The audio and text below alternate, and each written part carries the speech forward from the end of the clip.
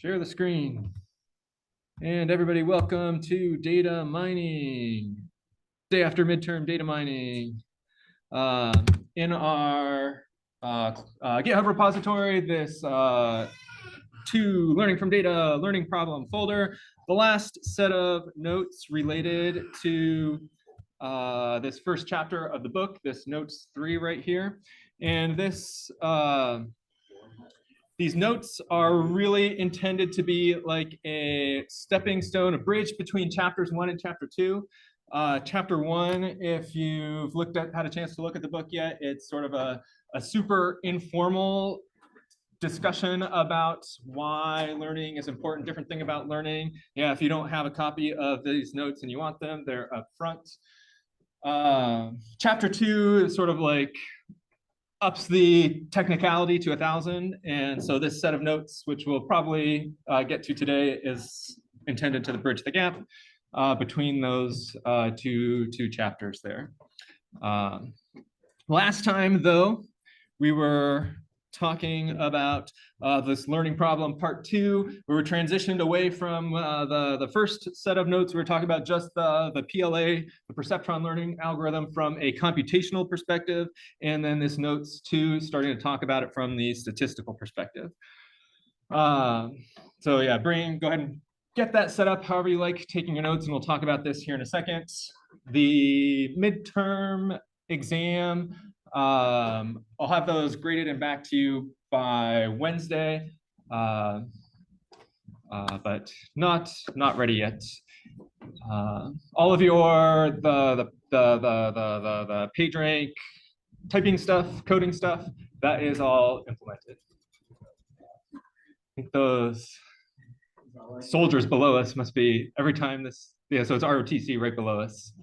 You know, they must be doing something like their exercises every time this day in class. Okay, yeah, so getting sort of geared up for this statistical stuff that we're talking about now. Again, sort of high level idea, statisticians like proving stuff about statistics. Machine learning people also like proving stuff about statistics. Data mining people, we just like stealing their theorems and applying them to real world problems, not really caring necessarily about the proofs. And so one of the main things that we talked about, well, first we talked about all this, just like this notation, getting a big picture idea for what's going on in this learning problem. Lots of notation here to just get comfortable with. And that's often sort of like the very first major hurdle that students run up to, is just a lot of letters, remembering what they all mean.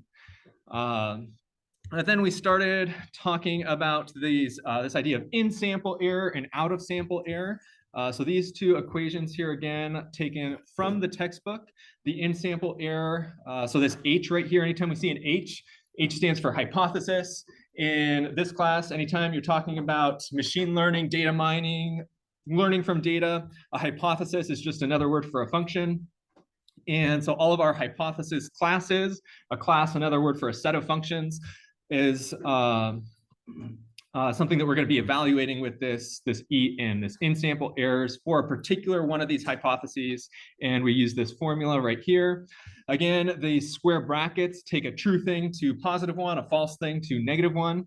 And we're just counting how many times our hypothesis on the data point x of I was equal to what we expected it to be. Anytime you see x's in this class, those are the like inputs to our hypothesis, the inputs to our learning algorithms. Anytime you see y's, those are the outputs somehow.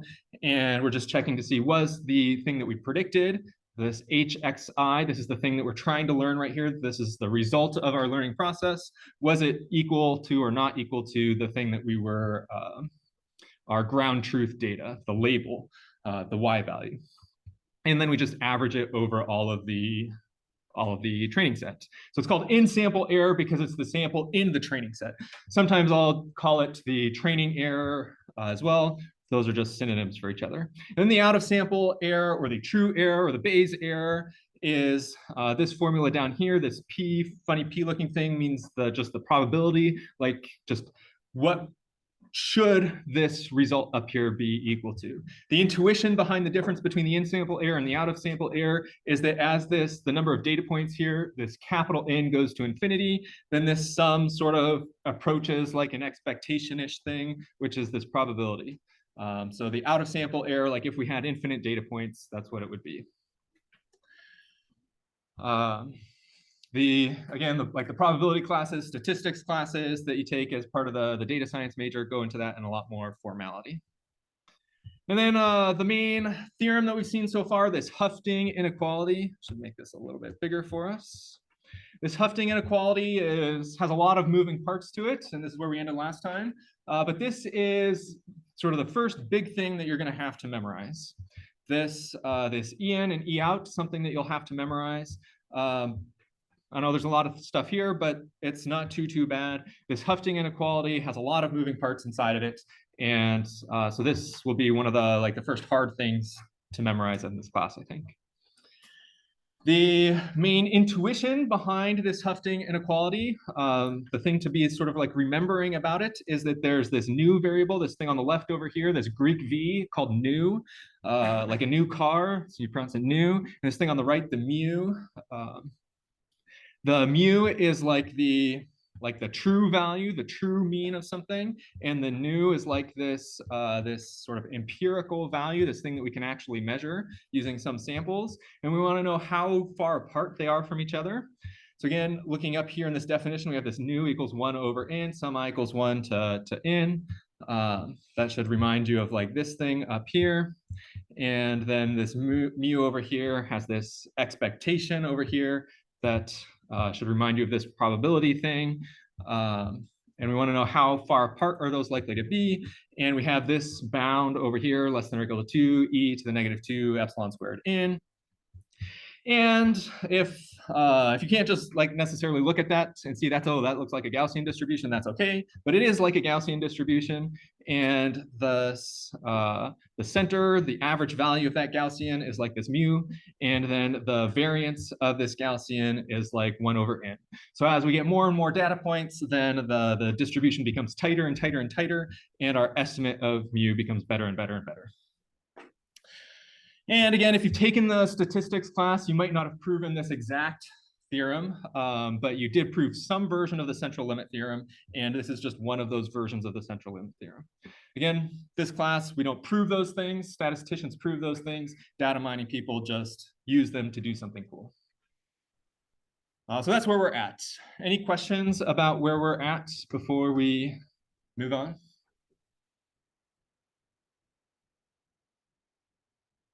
Okay. So this next problem down here, ultimately what we want to be doing is we need to somehow relate this training error, this in-sample error with this out-of-sample error. And this problem down here, number 3, is asking us how can we do that in the particular case of the perceptron learning algorithm, the PLA. And so our first attempt at that would look something like the following. That up here so I'm going to just be referring to this, the actual requirements of this Houghton inequality up here, this theorem statement. We have these A variables we're trying to sum over the A's. So what might those A's look like? Well, if we have something that's like A sub I equals, and then I'll use this little indicator bracket thing again, G of X sub I not equal to Y sub I, like this. In the book, and I've mentioned this before, but I didn't mention it yet, but anytime you see the G instead of the H, they use the G for some sort of like concrete specific hypothesis that is the output of some learning algorithm. So here in this case, the G is the output of running the PLA on all of the data points that X, I, Y, I, those are pairs like that. It's just in formula up here, what I wrote down in words right here, running the PLA perceptron learning algorithm on the data set. So this is the particular hypothesis that we care about for the PLA. Up above, we used H because we want it to be generic. Here we use G when we want to be specific to some particular problem. And then we can say that our E sub in might be equal to the new, and our E out equal to the mu.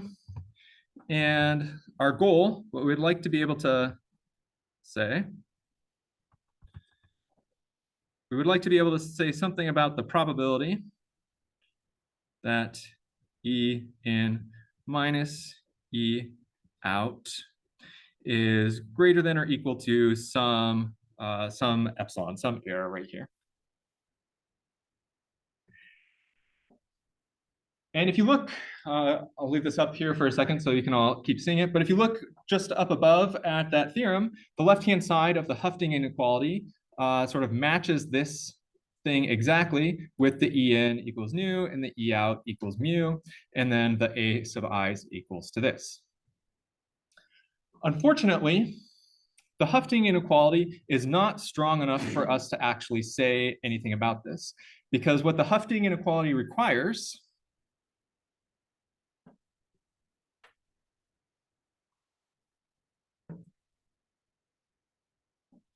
and I always misspell Hufting, sometimes with one F, sometimes with two. I don't actually remember which one's the correct one. But Hufting requires the A sub I be independent of each other.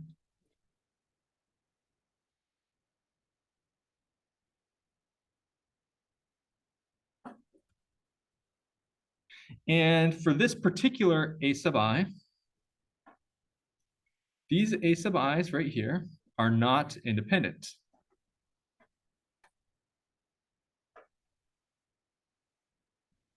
If you haven't seen the like the formal definitions of independence of random variables, that's okay.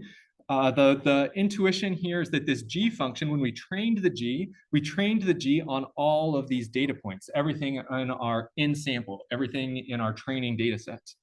And so when we evaluate G on each of those input data points, if we were to change any one of those values, this G is going to be different right here.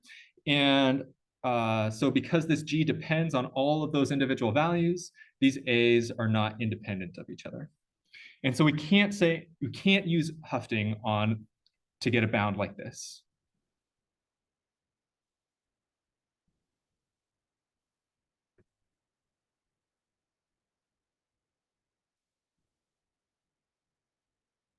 And again, trying to color code that it's this orange statement right here is the reason this orange statement right here is true.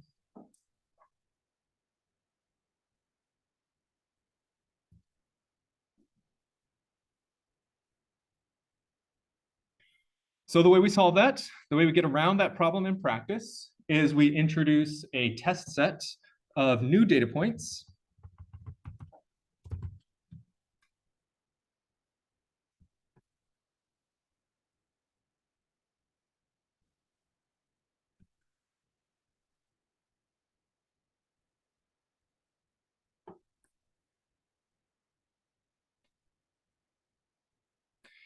Because N is the size in this book, the capital N is the size of the training set. Number training points. We use N prime as the number of test points for the size of this test data set. So prime, not like derivative, but just like a variation on the other thing. So they're both the N and the N prime somehow sizes of something, but the test somehow a variation of the training. And so the N prime for the number of testing data points. And then here, and we'll say that the testing data points also are the X prime sub I, Y prime sub I. Our new A sub i's, so the new like random variable that we're going to be considering,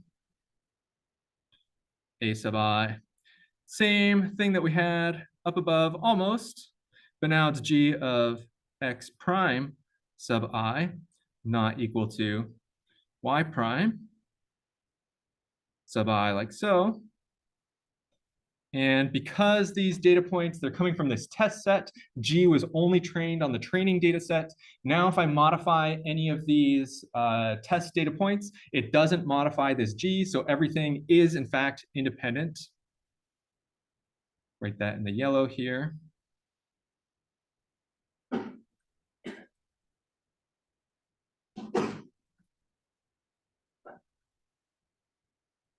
Independent.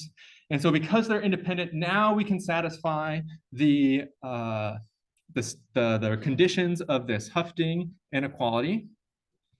And if we specifically say that the E tests, so previously we saw E in and E out, E test defined analogously to the E in of the 1 over n, sum from I equals 1 to n, and I'll just say of this A sub I, but this whole thing right here. Then the E-test is just like the E-in, only it's using the test data points instead of the training data points. And now instead of saying something about the difference between my in-sample error, my training error, and my true error, this thing that I can't measure but I want to know some information about, what I can do is I can bound the probability that E-test is far away from E-out, like that. That probability is going to be less than or equal to 2exp negative 2 epsilon squared. And then this is the n prime over here because it's related to the test set. N prime over here because it's related to the test set.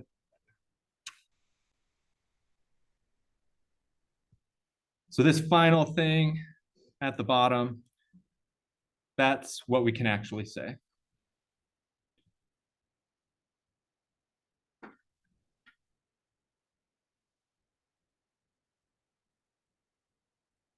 Yes. So what is it about our new A sub I that makes it independent? Yeah, great question. The question is, previously up above the A sub I, they were all dependent on each other. And now these A sub I, the idea is that they're independent of each other.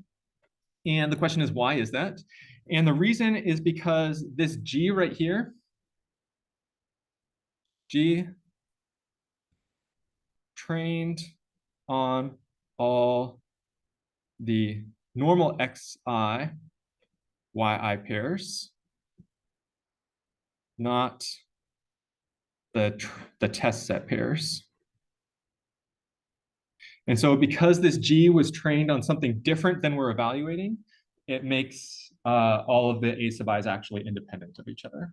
If we were to change something in this test set right here, if somebody like whoever the creator of the universe is to you came down and just like jumbled around all these test data points, that would not have any effect on the other A sub i's because G was not trained on them. Does that answer your question? Yeah.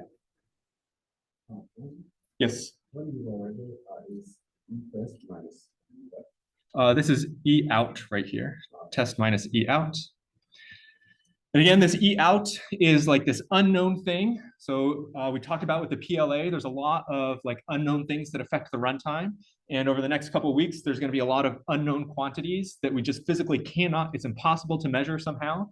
But there are some other things that we can measure, and those things will tell us something about these unknown quantities. Here, E out, this is the thing that we actually want to know. E out is like the measure of how good is our algorithm actually.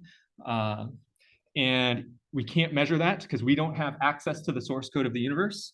So instead, we use this test set, and the test set is going to be close to this by this amount.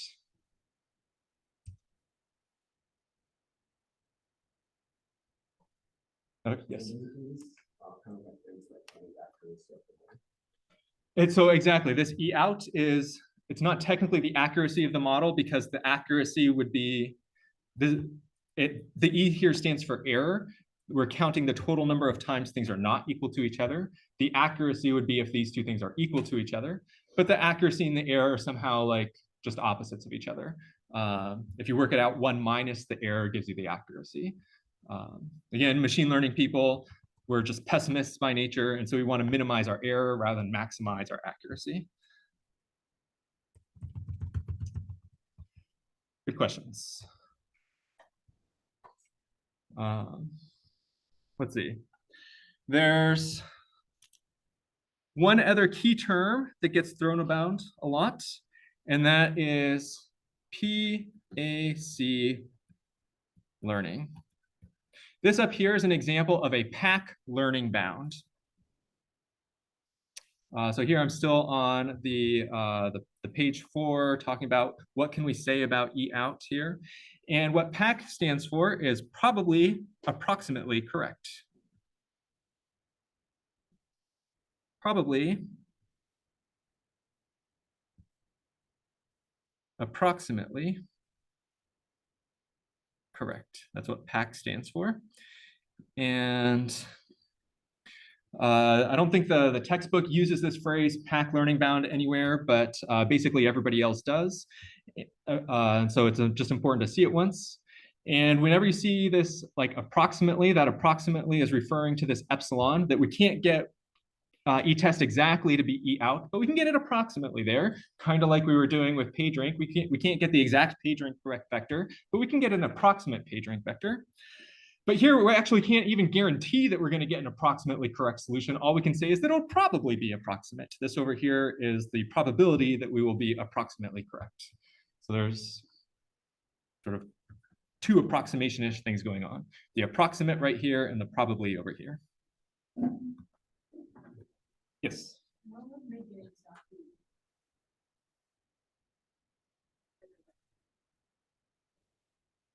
The question is, how would E test and E out be exactly equal to each other?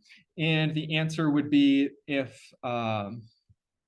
this epsilon right here were equal to 0, then these two things are exactly equal to each other. So as soon as the error gets down to 0, you've gotten exactly equal to each other. But if you plug in a 0 over here, you get that the probability is less than or equal to 2. And that's always going to be the case, that like every probability is less than or equal to 1, so every probability is definitely less than or equal to 2. So your accuracy over here is always going to be like at least 0 that way. I don't know if that's answering your question or if that's answering something different. Yeah. Wait, so when the error becomes that's when epsilon is 0? So here, maybe one of the confusions here is that like, so epsilon is something that it's like, it's determined by you. It's sort of like one of these hyperparameter things that we had for the PageRank algorithm, that it's not given by the problem, it's determined by you. And so we want to know like, what's the probability that these two things are going to be close to each other? And one way of saying that these two things are close to each other is saying that they're not far away from each other. And so if we wanted these two things to be like, as epsilon increases, as this error increases, the difference between the test and the output, as that goes up, we want the probability to go down. So as this epsilon value gets really large, as this difference gets really large, we want that probability to go really, really down. And if you plug in a large value over here for epsilon, you'd see that's what happens. The next problem has us actually plugging in some concrete numbers and like designing how big we should make our test set. So I think that might clarify this type of question. Question here? This may be like way too tangential, but like, can you sort of like that to how p-value works? So the question is, how does this relate to p-values? And the answer is that it's exactly the same idea as p-values, that with p-values, you have some sort of formula like this, and you're saying that the probability, or trying to reject the null hypothesis with some probability based on a formula like this. In data mining, we don't really care about p-values necessarily. We're never trying to like reject or accept a hypothesis. Instead, we're going to be looking for trends in these things and saying that if we were to say increase the number of data points, double the number of data points in our test set, is that going to be beneficial for us in our applications? So yeah, very, very closely related to things like p-values that you may or may not have seen yet in statistics. But in statistics, statisticians, they also, so besides proving things, they care about like actually concrete numbers. We're going to be looking at trends of these things rather than plugging in concrete numbers so much. Could you speak a bit about the EXP? Is it like a function or is it a distribution? So EXP right here, this means e to the -2 epsilon squared n prime, that whole thing. So just because like when writing things out, it can be confusing exactly where something falls in the exponent. You can write it this way, and it helps clarify that, exactly what's inside and what's not inside.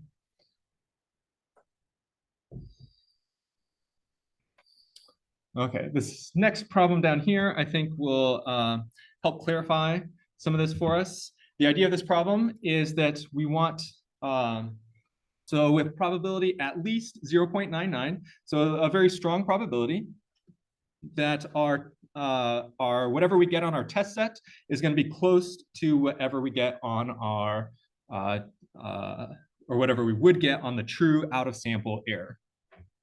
The probability, this over here, this part is our, well, let's see, I'm going to write that whole equation down here for us again so we don't have to scroll up and down. So the probability of E test minus E out, like that, greater than or equal to epsilon, less than or equal to 2 exp -2 epsilon squared n prime, something like that. And our goal is that we want the E test minus E out to be less than or equal to 0.01.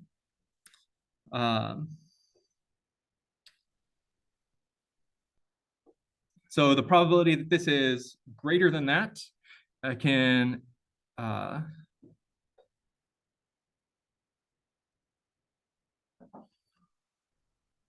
let's see. I want to make sure that I get this right with swapping my indices right here.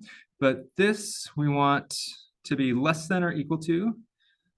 So our goal, probability E test minus E out, like so, less than or equal to epsilon. That is going to be equal to the opposite of the probability that it's greater than. So 1 minus the probability of E test minus E out. That thing is greater than or equal to epsilon. And that'll be, we're trying to guarantee that our probability is at least 0.99. So we want this over here to be at least greater than or equal to 0.99. And here 1 minus this whole thing, because this is going to be a negative, we can swap around this, or we have to swap around this inequality when we plug in. So this will be greater than or equal to 1 minus 2 exp -2 epsilon squared n prime, like so. And then we'll set that equal to 0.99 and solve this epsilon right here, plug it in the 0.01 and solve for n prime. Solve for n prime. And if you do that, then I get that it's about 3, 5, 0.16 data points. I trust that you all could work through the math on that, work through the substitutions, and get that. Questions? Close back, Chuck. How do we get to, how do we switch to greater than or equal to equal to and equal to greater than or equal to? So here, this first equal sign is, I'm just saying that the probability that something's less than or equal to is 1 minus the probability that it's greater than or equal to. So I'm not switching anything here. That's just like probabilities of the opposite thing happening, 1 minus. Yeah. And then down here, I'm actually doing the substitution right here. And because I'm substituting into something that's negative, that's flipping the order of the inequality. Did that answer the other?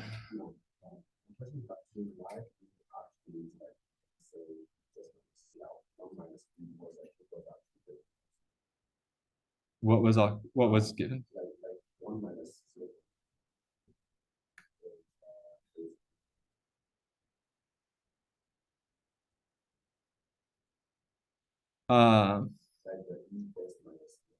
So the E test minus E out is this epsilon factor right here. Yes, this is this. That's the 0.01. And then the probability is the is this thing right here, saying that that's like equal to 0.99. We want the 0.99 to be equal to this, or specifically to be, we want the probability to be at least 0.99. So that would be, the probability is at least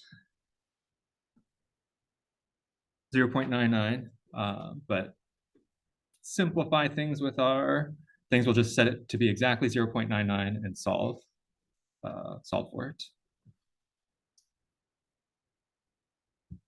Did that answer your question? Okay.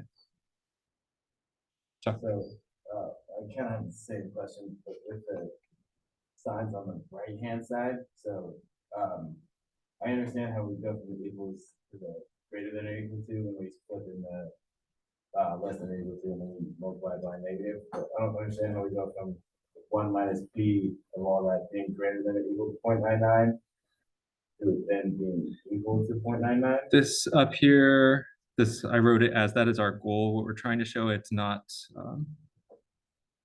not an actual statement of what we were saying.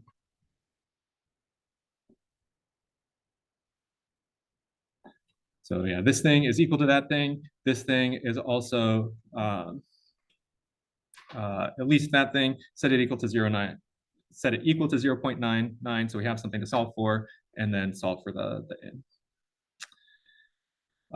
Yeah, I guess so. The purpose of this problem, like in the real world, nobody actually plugs in numbers to any of these things.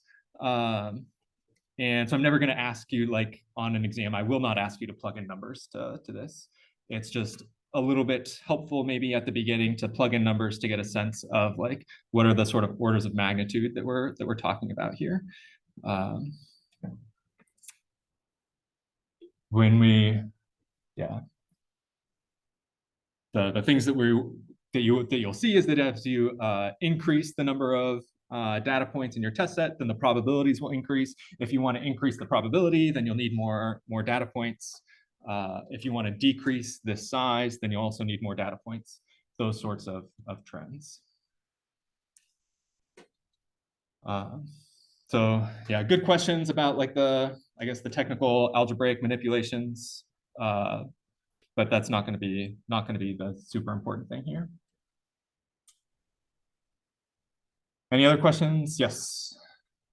Is I guess the first line of on the left side, is that supposed to be a greater than or equal to sign? Or I think you wrote it out as less than it. So that's what you want, yeah. And you're saying that because up here it's greater than or equal to, down here it should also be greater than or equal to? Yeah. So I think, so the problem specifically saying that this is how large of a test set do you need to guarantee with probability that this is less than or equal to 1? So that's why I wrote that probability right here being less than or equal to 1. So up here, this is like saying, what's the probability that they're going to be far away? Well, the probability that they're going to be far away is going to be small. It's going to be less than or equal to this thing. Here, we were saying, what's the probability that they're going to be close to each other? And so the probability that they're going to be close is like 1 minus the probability that they're going to be far. Okay. Yeah. Just how if you can actually know that even happen.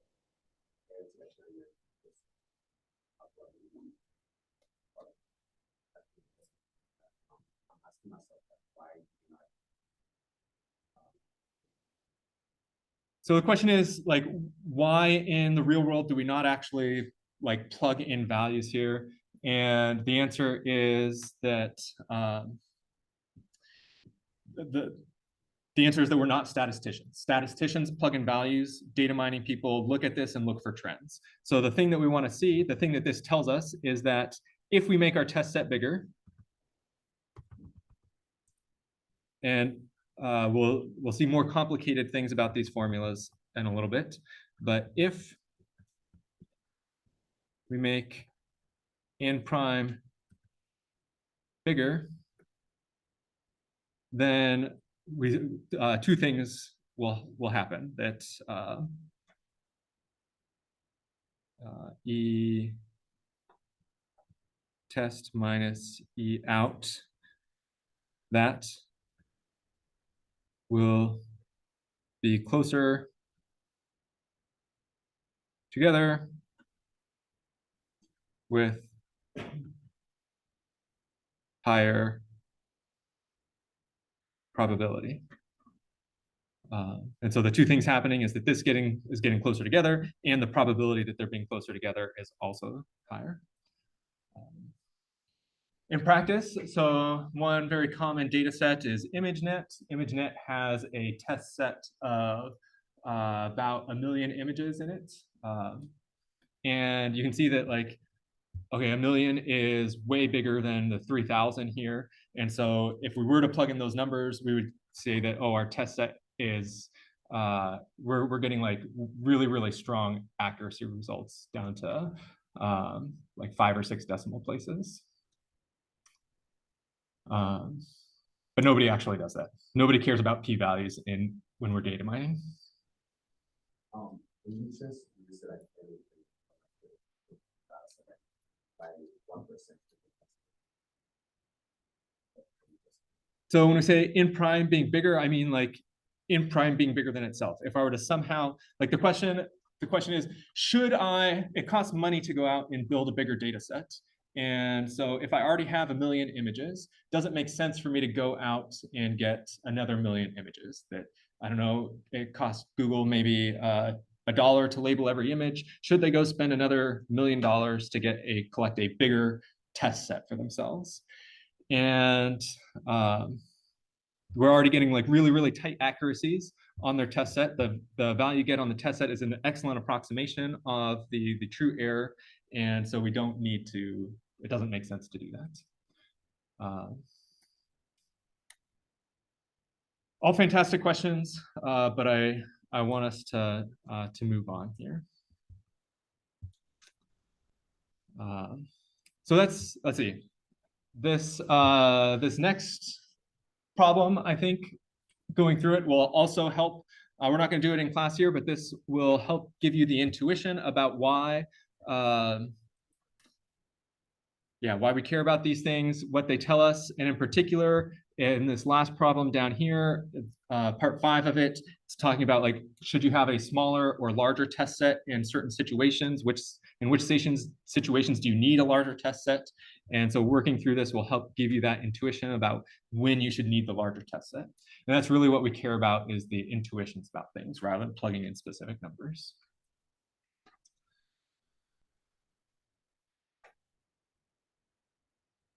Okay, so between chapters 1 and 2, the notes for today.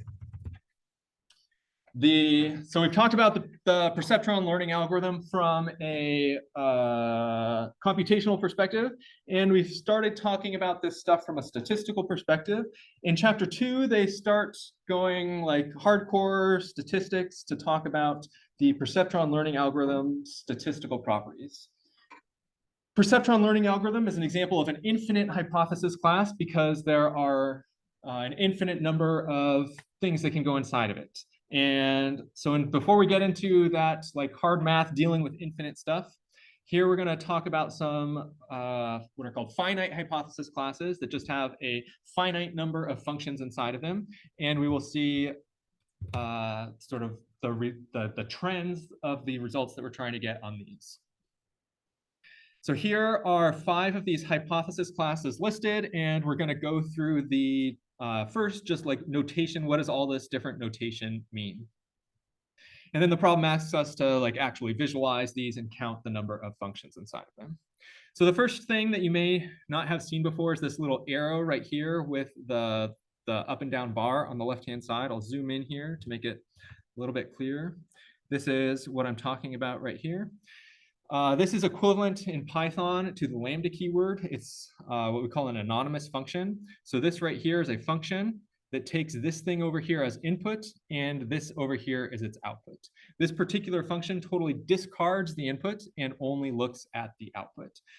So this x into +1, that's the same thing as saying something like h of x equals 1. It's just up here, we don't give a name to it. We just describe what the function does. Down here, I've implicitly given this function the h name. But because this is a set of functions, it doesn't necessarily make sense to give them all names. And so this is the notation that people standardly use. Here, there are 2 of these functions inside of this H binary set. This x goes to +1 and this x goes to -1. Neither of these functions look at the actual x value itself. And so they're both very probably bad hypotheses. But here in the book, they use the im for the size of the hypothesis class. So here, the im value would be equal to 2 because there's only 2 things inside this, 2 functions inside of this. And again, there's nothing really to draw for this because it's just everything is positive or everything is negative. If for whatever reason on your problem, like the vast majority of problems, you're predicting things that are both true and false, then this would not be a good hypothesis class to use because no function in here can predict both true and false. If we were going back to that like credit loan example, if you're using this H binary as your hypothesis class, then you're either giving a loan to everybody or denying a loan to everybody. You can't actually consider any properties about the person in order to make the loan. So it's a very trivial hypothesis class. This H-axis is a little bit more useful. So again, here, this x sub I, when they make the x not bold like this is going to the index of I. So this is the ith index of this particular x variable. All the x's have dimension d. So the x is always in r to the d. And then this square bracket d like this. Square bracket d is just shorthand for all the numbers 1, 2, and so on up to d. Common notation in all sorts of data mining, machine learning situations that you need the set of all numbers up to and including some number. And so the square bracket's useful for that. Here's where we are. Each I here is in this square bracket. And so what this H-axis is trying to say is that we just get to pick one of these axes and we look at whether that particular thing is positive or negative. So if we were to visualize that, what that would look like is if we use the so this is going to be like 2-dimensional visualizations like we've been seeing before. One side is going to be of this line is going to be positive examples. One side is going to be negative examples. We can have positive on top and negative on the bottom like this if our I corresponds to the horizontal axis. If our I corresponded to the vertical axis like this, then the positives would be over here because there's the positive numbers, and the negatives would be over here. Implicitly, there's like the actual axis lines that this is sitting on that axis right here. There's our 0.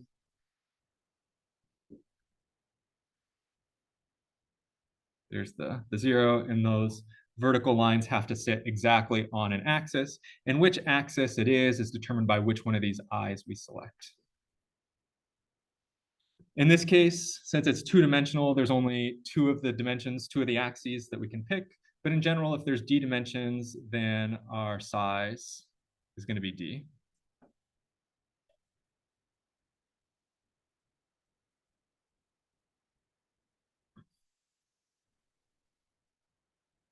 Are there any questions about any of the notation so far, or how, why these are the visualizations in a two-dimensional example of this h-axis class? The bold X right here, anytime you see the bold lowercase, that's going to be a vector, and it's always when it's in a hypothesis class.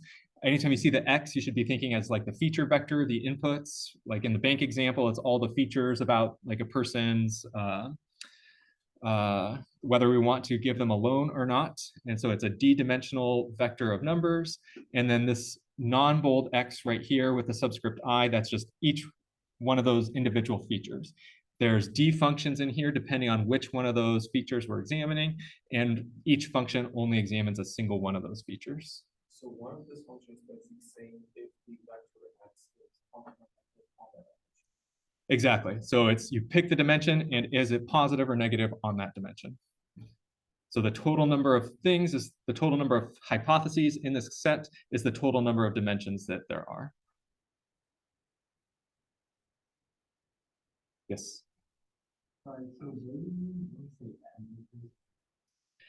The M is the size of the hypothesis class.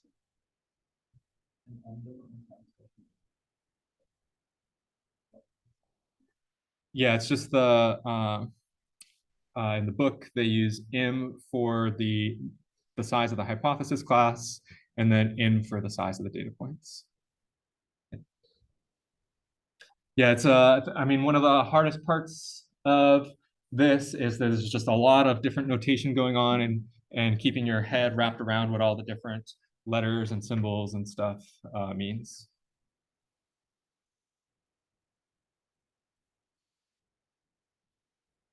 Good questions. Any other questions so far?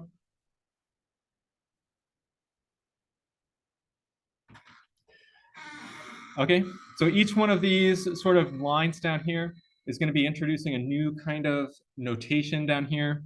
Up above, so this is commonly called set builder notation, where you have values to the left of a colon and then to the right of the colon are all the things that you iterate over. In Python, this is equivalent to a list comprehension. List comprehensions were originally inspired by set builder notation inside of math like this. So you could think of this as the list of all functions like this, where I ranges over this set right here. And over here, it's sort of like a nested for loop because there's two variables over here. There's this sigma variable and this I variable. One of the sort of the weaknesses of this h-axis is that if you remember in our credit loan example, we had a lot of things that were positively correlated with credit, like what's the person's income, whether they're married, their marital status, what's their net worth. But we also had things that were negatively correlated with whether we should give them a loan or not, like how many outstanding debts do they have, or how many loans have they not paid back previously. And this h-axis by itself, if we look at these two things, the positive and the negative have to always be on the same side. There's no way in this formula right here to be able to switch the positive and the negative around. And so there's no way here, no way to handle negative correlations.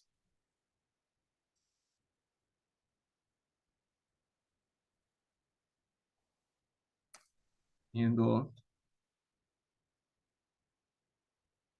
negative correlations. The h-axis 2 version fixes that. H axis 2. And here now, this is going to have 4 possibilities in a 2-dimensional thing. For each dimension, we either have sigma be +1, in which case it's exactly the same as h-axis, or we have sigma be -1, in which case we'll flip the sign, and so we allow it to be on either side over here.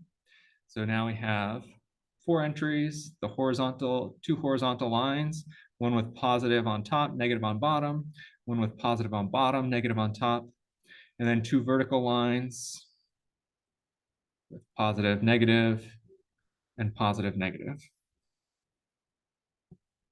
So this does allow negative correlations. And now because we have this sigma over here, there's 2 different possibilities right here. And so 2 times that I, we get there's m equals 2d is the size right here. But in this case, the dimensions is 2. So d equals 2. 2 times 2 is 4. 4 different hypothesis classes inside this set right here.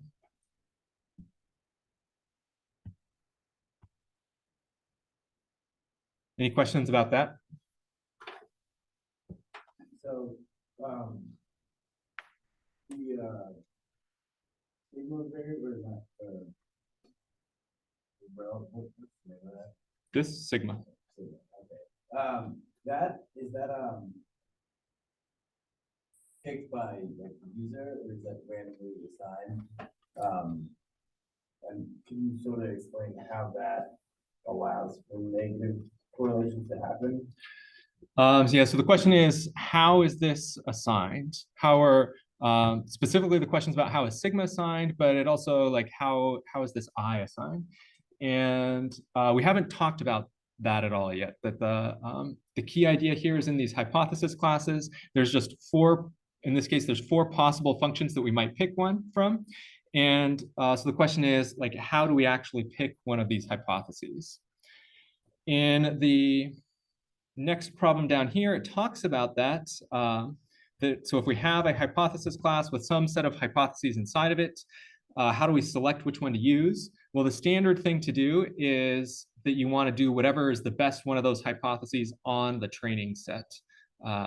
So here, H contained in fancy H right here, this fancy H would be those hypothesis classes above. And the way you can find whichever one's the best on the training set is to loop through them all. You evaluate each one of those on the training set, and you just see which one is the actual best one. So the short answer to this question is that in order to actually pick one of these, in order to assign one of these variables, to instantiate a single function over here, you have to just try all of them. But that at this point, we're not quite doing that yet. We're just saying that this is a set that happens to contain 4 functions inside of it. The other part of the question is that, like, okay, so these 2 functions only handle positive correlations. And the reason that I'm saying that is because if we have, if we selected this particular axis right here, then the positive values on that axis are going to be up above, the negative values down below. And so if this particular axis, say, corresponds to how much the person's net worth, then that's okay, because we would have a positive amount of net worth would give us, you should give them a loan. A negative amount of net worth says don't give them a loan. But if our axis was whether the total number of debts that they have, then the total number of debts that they have would be positive. We don't want to give somebody a loan if they have a lot of debts, and we don't want to reject somebody from a loan if they have few debts. Instead, we want the opposite. And so in order to get the opposite, we need to multiply by the -1 on this sine function right here. Yeah, again, it's sort of a lot of notation that just takes, I don't know, working through, seeing lots of these examples, and to get familiar with what exactly this is saying. But again, the key thing at this point is that each one of these things is a different function. We're not trying to select at this point which one of those functions we're using. We're just saying that these are the functions that we might possibly select from, and how can we describe their format. In order to count how many they are, over here for all this sigma, you plug in the +1 for the sigma, plug in the -1 for sigma. Over here for I, plug in all the possible values for I, and that's how you get what the possible functions are. Not sure if that somewhere in there helped or answered the question. Good. Good question. Any other questions so far? Okay, the difference with this next one down here is that now there's not just a single sigma, but there's a sigma for each one of the different I values. And I think the notes that got printed out, for whatever reason, this last part over here didn't get put inside of your notes for both of them. That and that right here should be inside of the curly braces, the I contained in square bracket D. And now the idea of here is that we're not just looking at a single axis, but we're looking at many, many different axes. So this is, each one of these is getting sort of somehow a little bit closer and closer to the perceptron, which had a weight vector that we multiplied by every single axis. That we started off looking at just a single axis, now single axis, positive and negative. Now we're going to somehow look at all of the axes and add them together. If you visualize that, then what that's going to get us is that your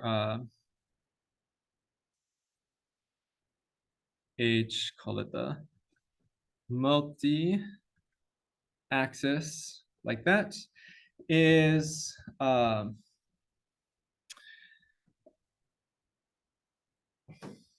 so if sigma is positive for everything, if sigma is always positive, then that'll get us the positive quadrant over here, something like that. Now, if sigma is always positive, in order for this whole thing to evaluate as positive, then every single X column, every single feature needs to be positive. And so that gives us this sort of positive quadrant like this with the negative quadrants everywhere else. And by changing the different sigma values to different things, you can select whichever one of these quadrants you would like.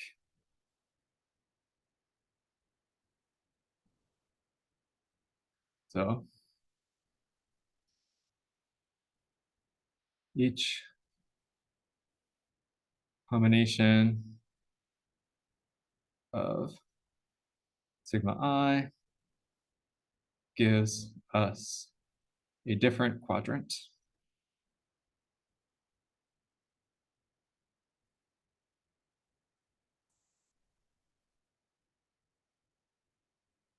Oops.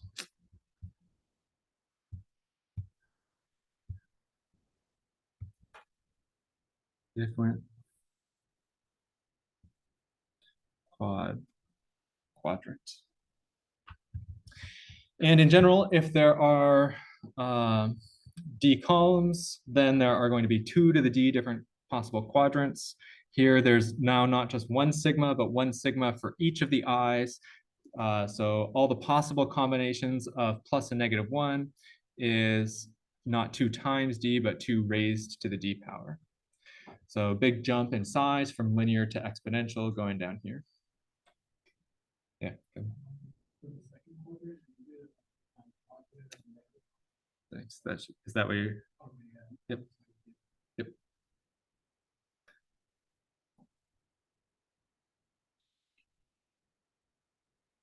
Good fix. Any other questions about that? That this multi-axis, it's multi-axis 2.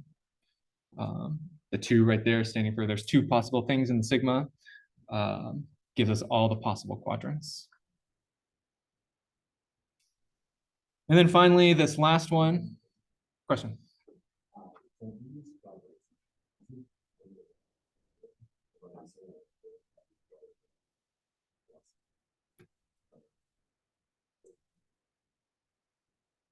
Yep, so this is all 4 possibilities. If we look at this formula up here in 2 dimensions, 2 to the 2 would be 4. And so that checks out that this and this down here match each other.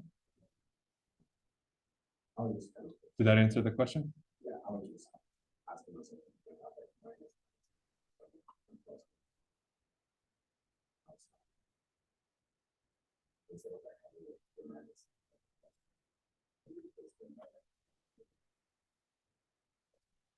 You're saying to somehow swap these so that there's negatives on the inside and positives on the outside. So that'll depend on, I believe, how, like the details of how exactly that you handle this sine function, that if we have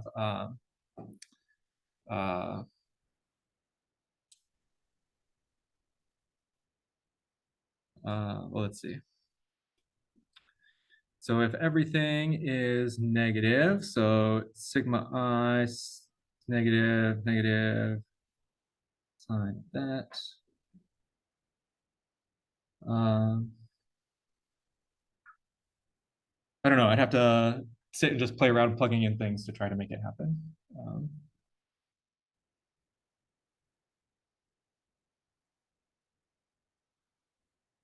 But yeah, good question. Good. Like, that's the right intuition about these things. Try to stretch them. Figure out, like, can you find other things besides these that that fit there. But one of the things that, like, you can't do, say down here, is that you can't just ignore one of these dimensions. So you have to have like a positive for one and a negative for the other. You can't like ignore the dimension, just set it equal to 0 and ignore it.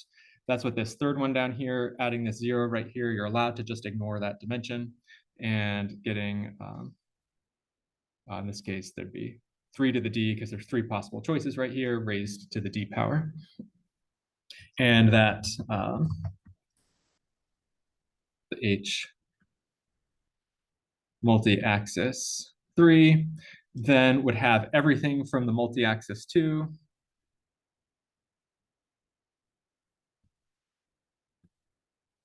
combined with everything from the h-axis 2. That now having the 0 here lets you ignore particular dimensions, and so you can get just the vertical lines, horizontal lines, and you can get like the quadrant mappings, everything that you could get in the multi-axis 2.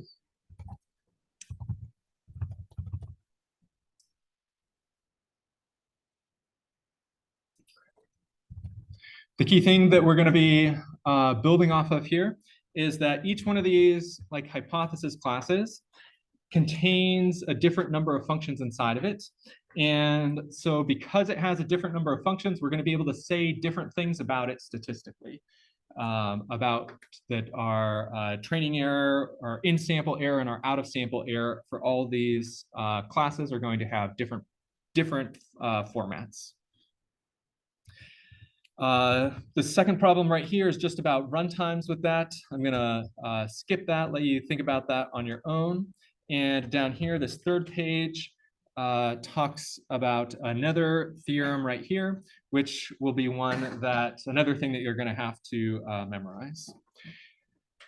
One of the important things when looking at these theorems is to somehow like compare them to the previous theorems so that you know what, or that'll make it easier to memorize things. And so here, if you look at this formula right here, this formula is exactly the same formula as as Houghton's inequality, except it also has this M factor right here. Same formula as, I'll just abbreviate it, Hough plus the M factor. And so that'll make it a little bit easier to remember that it's just, that if you can remember one, all you have to do is then remember to modify it by this M factor to get the next one. The second part down here is just a rearrangement of the stuff up here. That this all of this stuff, this probability stuff, is like the delta. And all of this stuff down here is like the epsilon. And so if you remember one of these, then you can get the other one by a little bit of computation. Here, one of the things that's different about this part inside of the formula right here, in the last set of notes, we said that we could only say things about the difference between the test set and the out of sample error. We couldn't say anything about the in sample versus the out of sample error, but now we can with this for finite hypothesis classes. We can compare the in sample error and the out of sample error directly. I'll just say that there's no test set here. And so that's like the key thing about this finite hypothesis class generalization thing is we're no longer talking about the test set. We're talking about the actual in-sample training error. And our idea is that the bigger our hypothesis class, the larger M here is, then the worse our bound is. The larger M here is, the bigger our hypothesis class, then this thing over here on the right is going to be bigger. And so our probability is going to be bigger.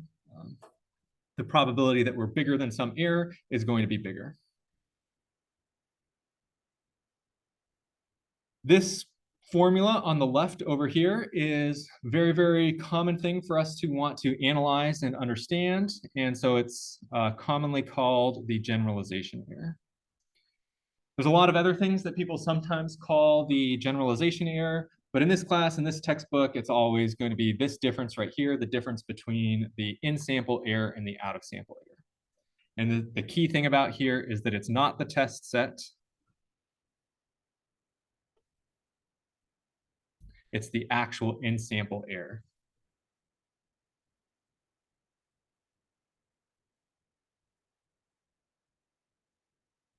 Any questions so far?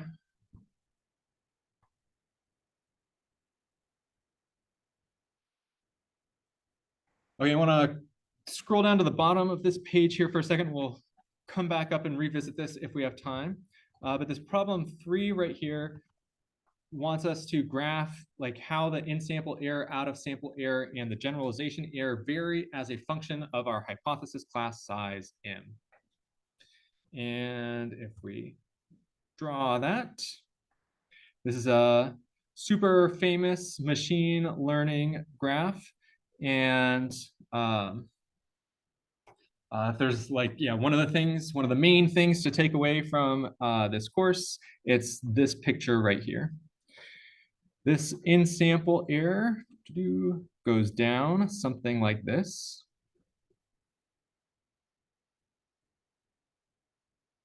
E sub n. And the idea here is that as our hypothesis set gets bigger, then there's more different possible functions that we can choose from. And so we're more likely to just like accidentally stumble upon having a good hypothesis. So the more complex our hypothesis set is, the bigger it is, the lower our in E sub n is going to be. But the downside of using a large M is that based on this sort of formula right up here, as M gets bigger, then our tightness bounds are going to also get bigger. We're going to have more and more error in our generalization error as M gets bigger. So this orange line somehow going up like this. And this is our generalization error from that bound above. Generalization error. So the E in minus E out like that. And really, what we actually care about is sort of this E out variable, this true accuracy or this true error rate of our model. But again, that's not something that we can actually measure. It's easy to measure this EN. We have a training set that we can measure it on. And using this bound above or some similar bounds, we can get some measure on the generalization error. And adding those two things together, we end up with this sort of this green curve, which is our actual E out, the thing that we actually care about.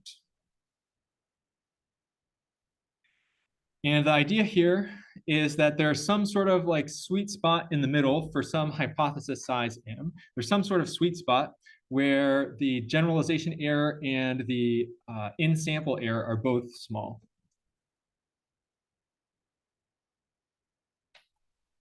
It's the sweet spot where everything is small.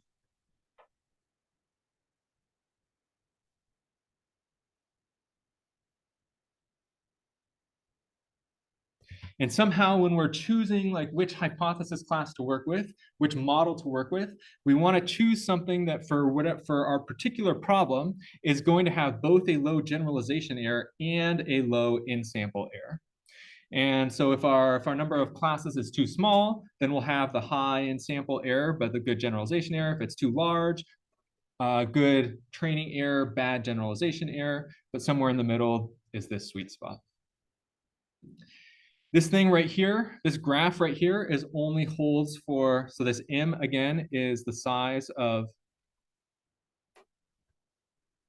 a finite hypothesis class.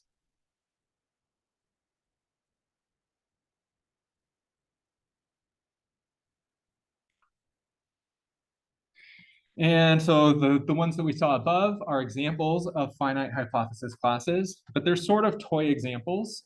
And what we're really going to get into next time is dealing with infinite classes and how do you measure somehow the complexity of an infinite hypothesis class. And when you do that, there's something called the VC dimension, which is the measure of our hypothesis class, how complex it is. We'll be replacing these M values in these formulas up here with this VC dimension of a hypothesis class. And we'll be talking about over the next week or two how you calculate those VC dimensions and then how you use that on a particular problem to decide which model to use.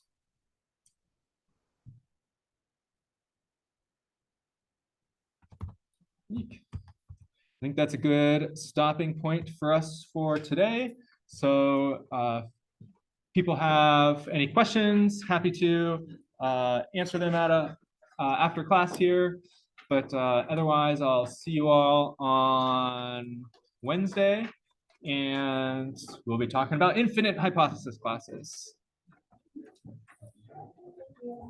You're welcome.